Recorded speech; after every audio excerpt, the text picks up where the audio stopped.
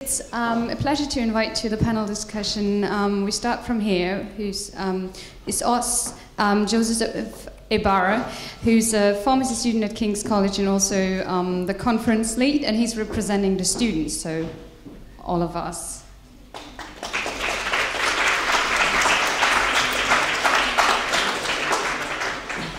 Up next, I would like to invite Liz Cross, who's an advanced nursing practitioner in infection prevention and control from Edinburgh Surgery.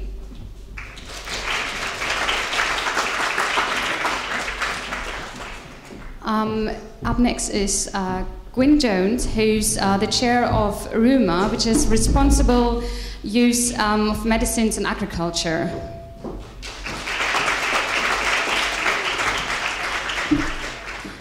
And then I would like to invite to join the panel, already walked in, Dr. Abid Hussain, who's consultant microbiologist at the Heart of England NHS Trust in Birmingham. And we have...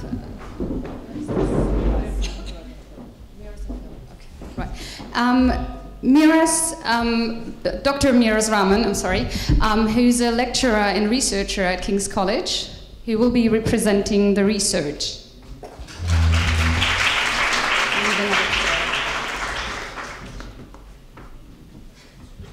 Okay. Right, and last but not least, Philip Howard, antimicrobial pharmacist, vice president of the British Society for Antimicrobial Chemotherapy, and NHS improvement lead for the project AMR and healthcare-associated infections.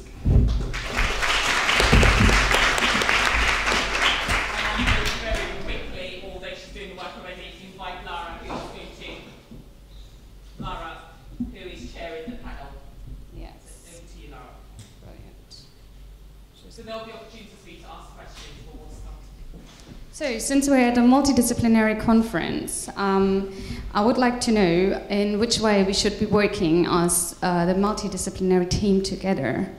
And so that's the first question, and whoever would like to answer that first. Dr. Abid Hussain? Okay, well, from my point of view, I'm very much a secondary care-facing microbiologist, and the majority of my time is spent doing secondary care work, ward rounds, MDTs, etc., etc. But I think what I've learned over the last 18 months or so is that we need to get much more face time and much more awareness within primary care. Susan Hopkins this morning talked about the SGSS system, and she talked about how it's very useful to mine data. And I think really the way we need to move forward is thinking about how microbiologists work with community pharmacists, CCGs and GPs to not only feed back their antibiotic consumption data, but also their ecological data in terms of the bugs that they treat, and see how we can use that to influence their prescribing habits. Okay, Liz? I'm from primary care, so I'm a nurse, I work in a GP practice, and I certainly think that, as of, thinking about what they were talking this morning, most antibiotics are prescribed in primary care. A lot of those are for minor illnesses, stuff where you see nurses like me in out of hours, minor illness units and general practices. I think nurses certainly need to be part of the strategy as well, because we're starting to prescribe and also monitor, and we can be help reinforce those messages about what antibiotics can and can't do. Okay. Phil, next.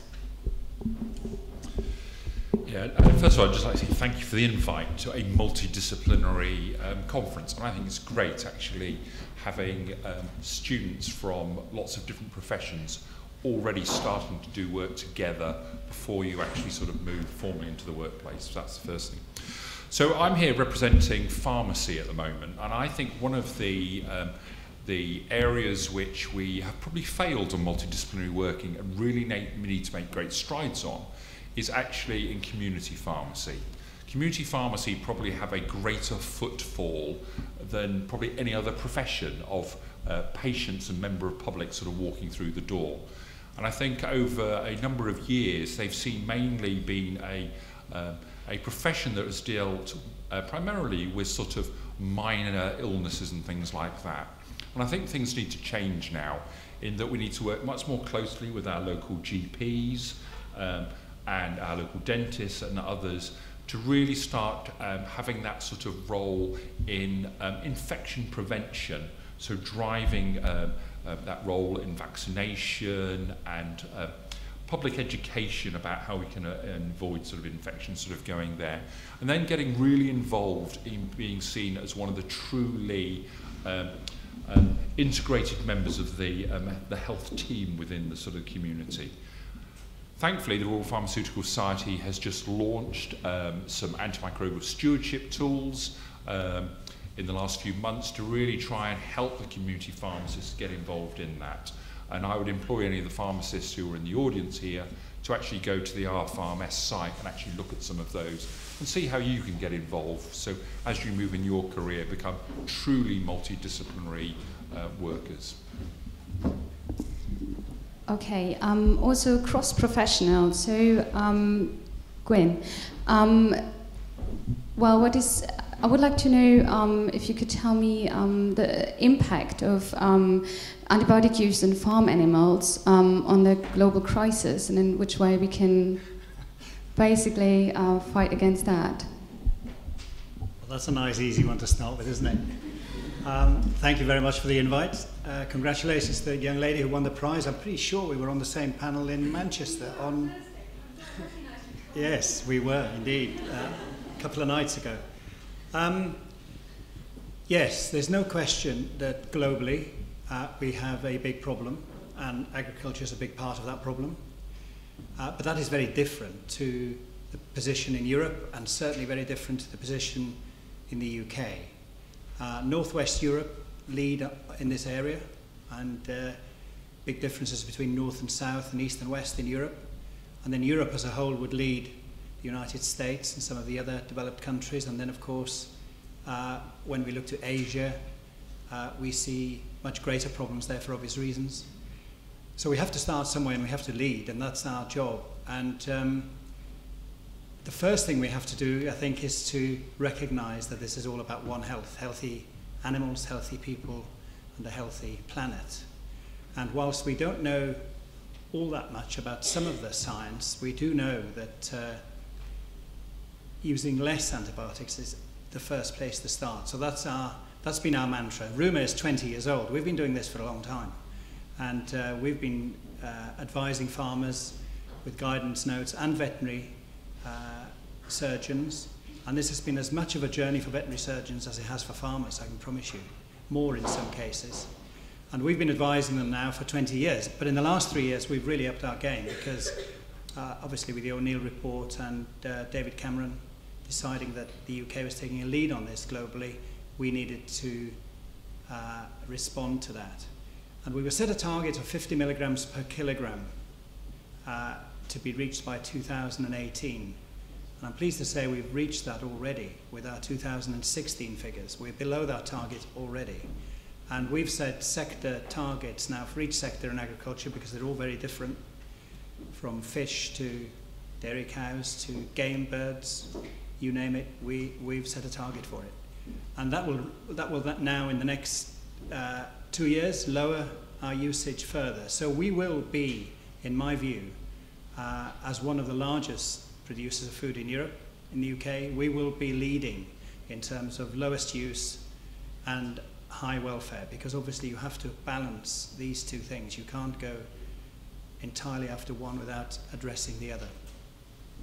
Okay.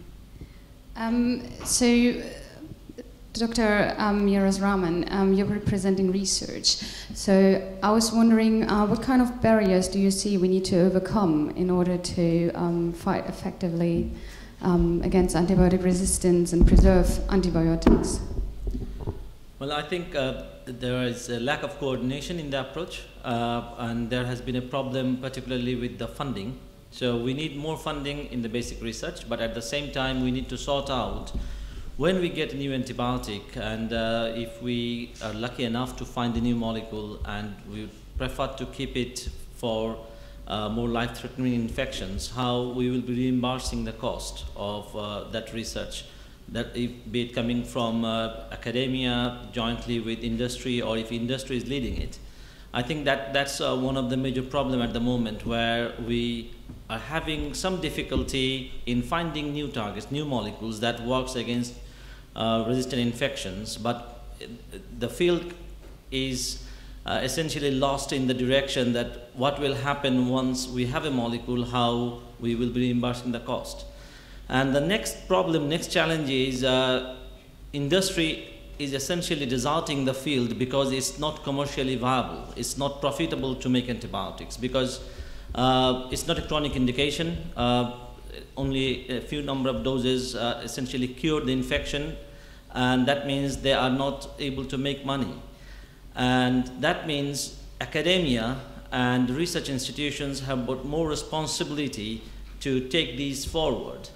And they need to work with industry. So if we see the science funding budget cut, and where there is a problem with maintaining the research that we are doing. So we have got postdocs who are doing fantastic work, but most of the funding is for 1 year or 2 years, and after that they have learned they are very skillful, they can contribute a lot. However, due to the nature of the current funding climate, they have to move on. If they could stay for another few years, then they could have made really meaningful contribution. So the funding model is broken. You can see a person who is doing PhD for 3-4 years. After that, they are doing a postdoc, but the job insecurity in postdoc is tremendous. And we will not be able to address this problem with this. And we need more people like you to come into AMR research, but at the same time I must say the funding climate is not great. So we would like to invite you, but we can't promise you that you will be able to make a good career here. So that essentially tells you the problem. Yeah, sure. So as we all know, there's been a very big gap in the innovation taking place in this field. And gaps like that can't really happen because resistance is always going to happen. There's always going to be bacteria developing resistance to the drugs that we make. So looking forward in the future, I think what we need is a really good talent pool in the pharmaceutical industry to design new drugs. So something that I'm actually doing, I'm actually involved with the Royal Pharmaceutical Society, is we're looking at how we can increase the pool of talent in the pharmaceutical industry. It's a long-term project, but we've got people actually in this room. Barbik, for example, is manager on the project as well. But if there are any students who are interested in this, especially UCL students, because you're close to me, like we're not too far away, like just let me know that you're interested in, and we'll see what we can do from there. But we do need a strong pool of talent to face tomorrow's challenges. Thank you. Phil? There is some good news on the front of trying to improve some of the funding that's available. So currently NICE are working with the economics unit in the University of York looking at the delinkage model. So delinkage is all about trying to separate the funding for antibiotics so you don't just pay. Let me give you a better example. If I stand up and I turn sideways, you will see I'm not quite the slim individual I was back in my teens. But I still pay for my gym membership every single month.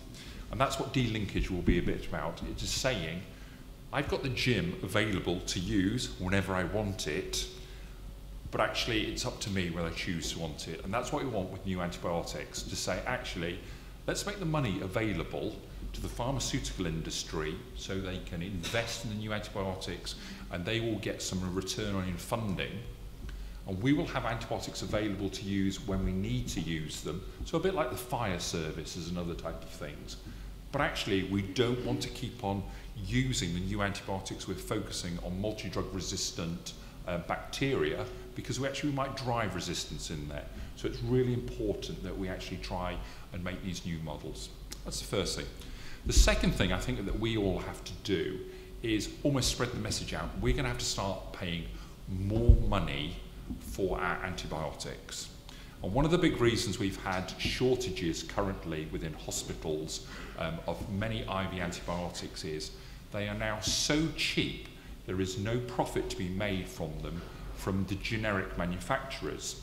And so what happens is they make only enough to actually fulfill the commitments of the contracts they've made. When we run out of something, it takes about 6 months to up the actual production of new antibiotics. So we're running into big problems there. The second sort of thing sort of out there is we have no idea who's making the raw materials in the world. So the active pharmaceutical ingredient is made by only a few countries sort of out there.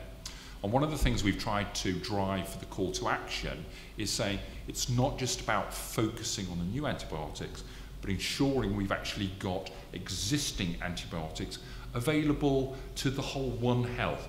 So actually we've got the sort of the vets available to use antibiotics that they need, as well as in the human health. And it shouldn't just be the rich countries that have this. We've got to make sure the low and middle income countries have affordable, non-counterfeit antibiotics. The biggest disgrace that we've got probably in the world at the moment is actually not the lack of things for the sort of multi-drug resistance, it's actually children dying pneumonia because they can't just get penicillin to treat their sort of pneumonia. So one of our messages we've got to take out there is selling the message, we've got to start paying more money for our antibiotics to actually help reinvigorate the pipeline but keep the existing drugs that are available sort of out there. Otherwise we're really going to be in big trouble. So the topic of our conference is actually advocating a behavior change. So I would like to know from us in which way you would like to encourage behavior change among future healthcare professionals. Right, so like the main thing we wanted to do was to kind of educate you guys on antimicrobial resistance, because when you have that knowledge, you can now incorporate that into your practice. Obviously, universities, they do teach you about antimicrobial resistance, but in the context of behavioral change, because the thing about antibiotics is that antibiotics are societal drugs. Each individual's use of antibiotics contributes to the overall society's exposure of it. So everybody's involved, and it's, I don't know, like, it's just a thing where we all have to kind of pull together and recognize that humans and animals our health is inextricably linked together. So in terms of behavior change, we need to understand that one person is affected by the next in terms of using antibiotics. And this conference is kind of a reiteration of that, but also we had things like, you know, empowering yourself, trying to be better than what you are. We had workshops like that to kind of make you think outside the box and actually make you do more. Because universities, they teach you this, but do they empower you to do something about it? And that is what we wanted to do with our workshops. Yeah. Right, thank you. The next question for Liz. How would you like to encourage behavior change in patients? Bearing in mind we have fantastic campaigns, and it's quite obvious that people should not use antibiotics for cold, but it's still not really the message is not delivered to a lot of people, especially not from healthcare background. And antibiotic guarding is one of the options to do so, but I was wondering if you have other ideas and also see barriers. So my advice would be to really, you know, you've got all that stuff out in the media. There is a lot of there's more public awareness campaigns, but when you're actually sat in a clinical room with, it's just you and the patient, they're frightened, they're vulnerable, they're feeling awful, they don't know when they're going to get better, they don't know if their illness is something different, they don't know when it's going to end. So it's really important that you talk to them about their fears. What are their concerns? What are you really worried about? You know, once you've done your complete assessment, you know, if you leave those patients with unmet needs, if you haven't spoken about what they're really worried about, what do you think the consequences would be? They're always going to worry that they do need antibiotics. And you need to be able to challenge those beliefs, empower them to self-care, really use that target toolkit, use the delayed prescriptions, and really speak to them about what they're worried about and how long you'd expect symptoms to last for. Thank you. Phil and Abid, so how would you like to encourage behavior change in actually healthcare professionals who are, because there are quite a few who do not really, well, I wouldn't say care, but they're not very sensitive about the topic of antibiotics yet, which is obviously a problem because we have a future coming up, but how would you like to encourage behavioral change among healthcare professionals, such as vets, but also nurses, doctors and pharmacists? There you go. I think it's all about leadership. I think one of the things that we need to do is make sure all of us become leaders in our local communities about reducing infections, and I think focusing more around just the antimicrobial stewardship is probably wrong. I think for me, one of the most important things we have to do is really sell the prevention. And I can't stress enough the importance of good hand hygiene, vaccinations, and ensuring we actually have as many preventative measures as possible that avoid us from actually patients getting infections. And I think one of the things we always should do a lot better than we currently do is try and link up some of the things like antibiotic guardians around the prevention side. And I can't stress how important prevention needs to be, because without infections, we won't need the antibiotics, and that's one of the things we have to do. I think we've had lots of things already built into through the Health and Social Care Act, Code of Practice for Infection Prevention Control. We've had the NICE guidance come in for systems and processes and antimicrobial steward, and now we've had the behavioural change sort of elements coming in the latest one, which is all about getting the public and schools much more involved in there. And I think we have to actually start giving the message out all about that health promotion and everything else that sort of goes out there. And instead of just doing the prescribing, giving out there, we have to make sure we build in the education of the patients in all the bits that we do, and see it as much more of a holistic approach in the treatment of infections sort of going out there. I'm quite excited that we're actually starting to see some progress moving on here. The Antibiotic Guardian campaign, the Keep Antibiotics Working campaign, I think it's really just a start, hopefully, of a momentum that we can start moving in the right direction. And the right direction has to involve all the professions who are involved sort of in here. And we've got a good selection on here. And more importantly, the things I've been really impressed with recently has been the One Health approach. Certainly working alongside the farmers and the vets, and I've been lucky enough to see some of the fabulous work that Rumour have actually been sort of doing out there. I think we'll start moving in a better direction. So I think the bit to actually improve the way health professionals can do it is actually make infection prevention part of everything that we end up doing, and it's got to be built into all the activities that we have. And I think that's how we really will start to change it. Thank you. Okay, well, I mean, I can make a comment purely about secondary care. And it reminds me of a conversation I had with an orthopedic surgeon a few months ago, when he said to me, you know, I'm very busy. I've got all these operations to do. I've got all these patients in clinic. You know, I can easily tell you how useful I am. How do you measure the worth of a microbiologist? And this made me a little bit confused initially, but then I realized that the worth of the work that we do is not measured quantitatively in the way that they're measured, but more qualitatively. So I think to answer the question, certainly for secondary care, there are two key things. One is education, and that's not over email or via lecture. It's basically face-to-face. It's going down to the ward to speak to your junior doctors. It's, as I've always done, interfering in the consultant surgeon's ward round or the neonatology ward round to see exactly who's doing what where and challenging them. The second thing is having an appropriate method of escalation. And I'm fascinated that amongst the nursing community, there's a very clear process of escalation when things go wrong. For doctors, there's no such escalation until now. So what happened in my hospital, and just to be clear, doctors as a group, and I'm sorry if I tarnish my profession as a whole, but consultants, we can't seem to agree about anything when you put 4 of us in a room, even if we're of the same specialty. And in addition, we are fiercely competitive people. If I say to my surgeon, your mate down the road is doing much better than you prescribing, they get very upset about that. How dare they be better than me? So working on that competitive element is good.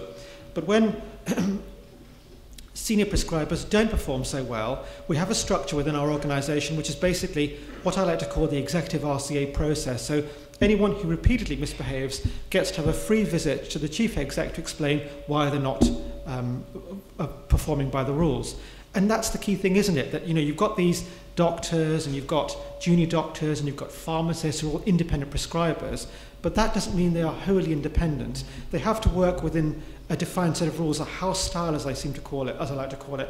And it's a question of bringing that house style together so everyone is basically doing the same thing but having the ability to deviate. And I'm not saying deviation is wrong, it's good, but can you justify what you've done and why you've done it? And the final point I want to make is, as far as the investigation of these things are concerned, if it isn't written down, it didn't happen. Thank you. I've seen a few questions in the audience before. Okay.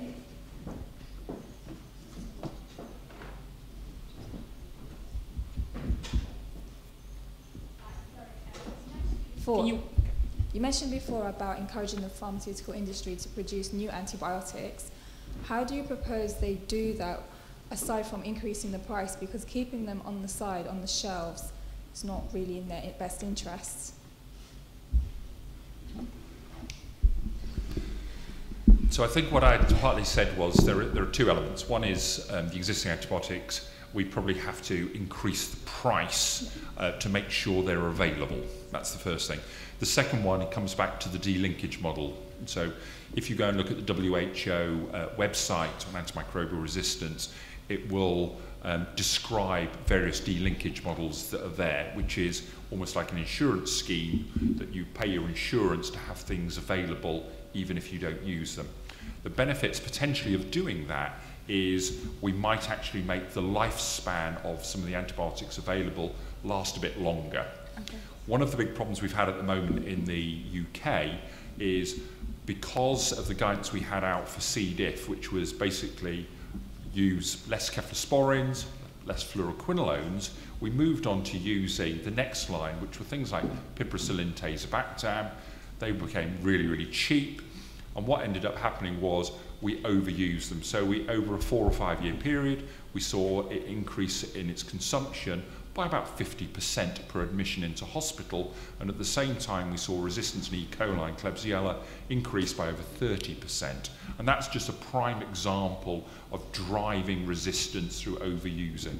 So I think we have to try, if it only starts certainly in the UK and other countries, having a totally different way of looking at the use of funding future antibiotics. The good news for the UK is that we have actually had a good lead in it. We've got things like Innovate UK, who've started to make available early funding to some of the small, medium enterprises. And so hopefully we will start to get new antibiotics potentially available to then move into clinical trial phases. Okay, and sorry, and with the model, who's funding that? Is that the patient or the consumer, or is that Oh no, sorry, the NHS? It will be the NHS. Okay, so instead of paying directly on a per vial or per tablet basis, we will just probably pay a flat, almost like the gym membership type of approach. Oh, okay, I see. And would that increase taxation, or are they going to already use the part that's available with the NHS? No, so we already spend a whole load of money at the moment. And you might sort of argue, if we actually used antibiotics slightly better, there would be lots of potential sort of benefits in that people wouldn't spend as long in hospital. If we got the infection prevention right, not as many people will be ill and going into hospitals. Hospitals are expensive, so we have to look at totally different models for the entirety. So it's not just cost, it's value. And I think that's one of the big failures that we've had, is that we focused on cost and not looked at the global the broader value of having antibiotics to treat infections and sort of delay antimicrobial resistance as long as possible. Thank you. One more question. Take two. Lara, you can take two more. Two more questions. Take that one. Hi, I'm a medical student at the University of East Anglia, and UEA put quite a lot of emphasis on the MTT. So throughout my placement, I shadow pharmacists, nurses. However, despite living in Norfolk and being surrounded by farms, I have never worked with a vet, and I have no idea what the veterinary guidelines are like. So do you think that vets and human healthcare professionals should work closer together to prevent antibiotic resistance, and if so, how could this be done and implemented into teaching and things like that? Well, I'm not going to comment on how closely they should work together. I'll leave that to the experts. But there's no question that human medicine has very little knowledge of what we do in agriculture, that's for sure. We have a much easier problem to deal with in that we won't get any new antibiotics. If any are developed, we won't get them in agriculture. Fortunately, we're about 20 years behind human medicine in terms of usage. So we haven't run into the problems that human medicine have. We don't have the sort of resistance in animals that you have in human beings. And we need to learn from that. And that's the main driver that I use to try and tell farmers to, first of all, cut right back and then employ all the things we've just heard, good hygiene and all the rest of it. Simply because we need to preserve what we have, because there's nothing else coming.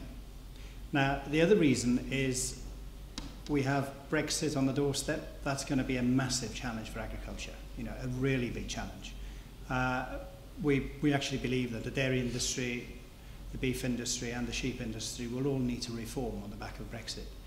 Therefore, we need a marketing edge. And one good marketing edge I'm suggesting to farmers is that if we're using less antibiotics and have higher welfare, that must play into our strengths in terms of marketing. So that's another one. I think the trick we've missed, not just with farmers but with humans as well, is that whilst antibiotics are marvellous things when you need them, they're actually quite destructive things if you take them and you don't need them, or you give them to your animals and you don't need them. And that's a message I think that needs to be much more strongly put out there, because people, I don't think, realise how bad they can be for you if you just would take them for no reason or give them to animals for no reason.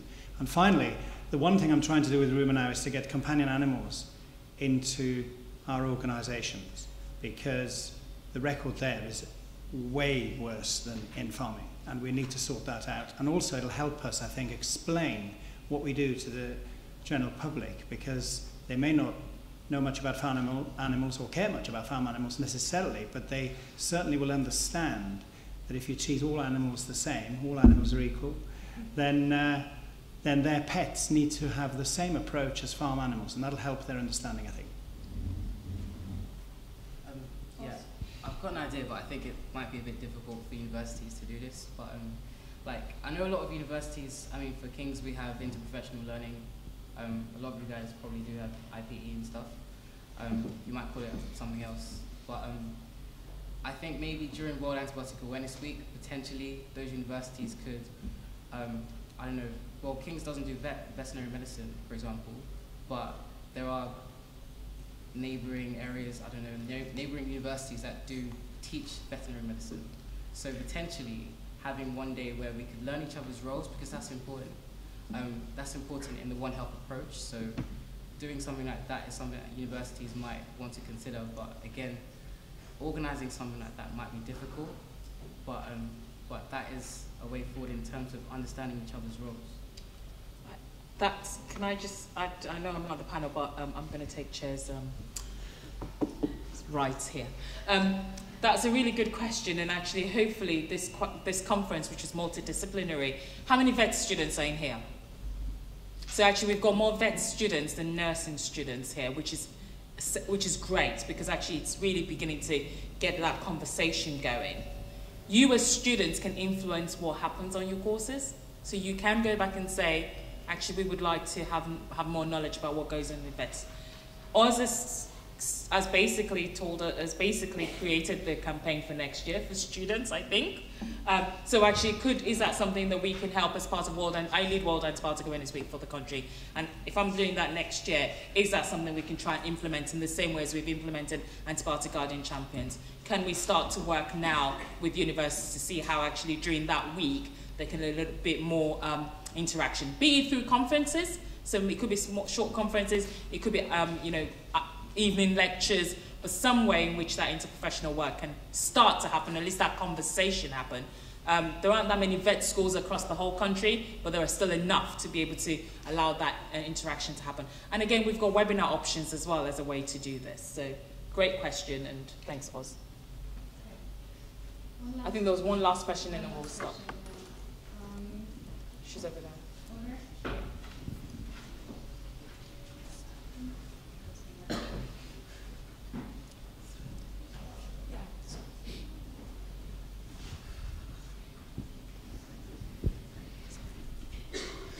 Hi, so my question is basically, to us healthcare professionals, the resistance is quite a big issue and it's spreading, but to non-healthcare professionals it seems to not be quite a big issue, so I don't think many people are aware of it. So I was just wondering why that is, because they seem to be aware of more, more prominent issues, like HIV and whatnot, they know how dangerous it is, etc.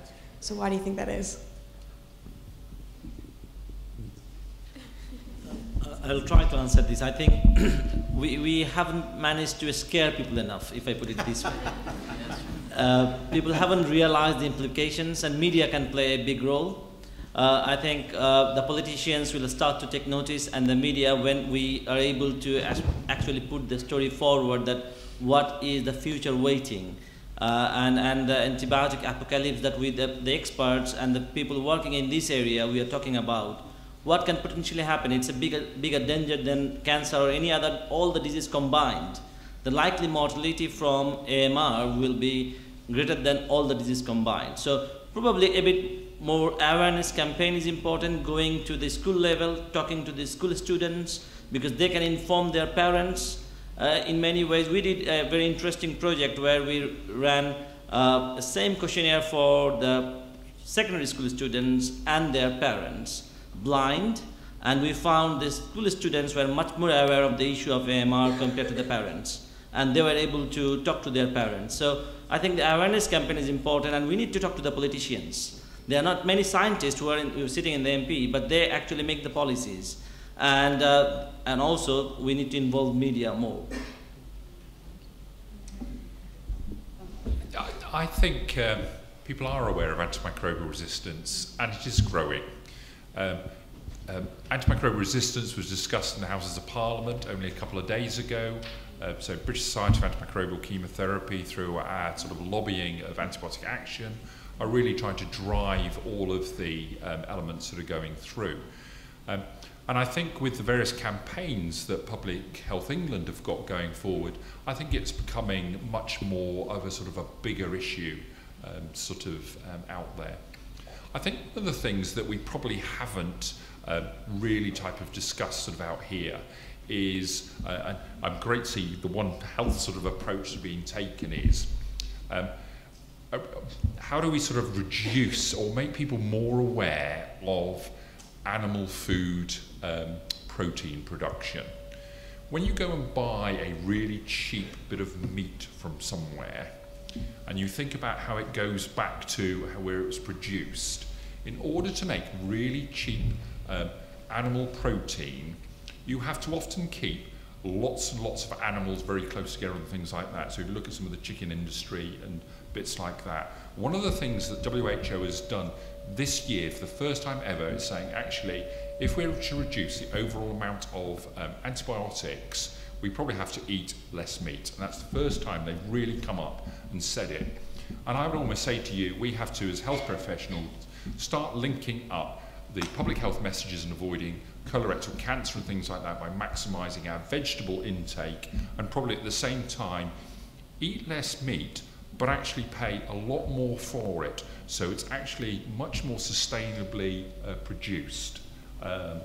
And so one of the messages which I'm really pleased to see is we're getting people like some of the insurance industries who are now asking the questions where they're investing their hedge fund money and things like saying to the companies, what are you actually doing for antimicrobial resistance in trying to sort of minimise it? So I think coming out now, we're really starting to see everybody focusing on this. And I think it's great. And we should keep the discussions being really broad and not just at some of the things we focused on, with everybody getting involved. And that includes you as the students out there in the audience.